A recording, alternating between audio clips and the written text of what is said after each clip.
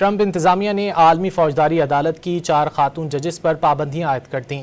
پابندیوں کے تحت ان ججز کو امریکہ میں داخلے کی اجازت نہیں دی جائے گی اور ان کے امریکہ میں موجود تمام اثاثے منجمد کر دیے جائیں گے۔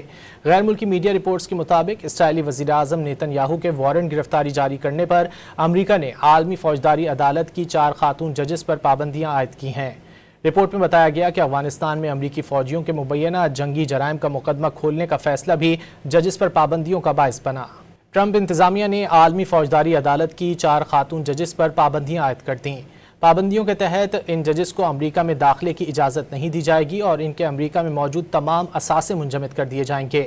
غیر ملکی میڈیا رپورٹس کے مطابق اسرائیلی وزیر اعظم نیتن یاہو کے وارنٹ گرفتاری جاری کرنے پر امریکہ نے عالمی فوجداری عدالت کی 4 خاتون ججز پر پابندیاں عائد کی ہیں۔ رپورٹ میں بتایا گیا کہ افغانستان میں امریکی فوجیوں کے مبینہ جنگی جرائم کا مقدمہ کھولنے کا فیصلہ بھی ججز پر پابندیوں کا باعث بنا۔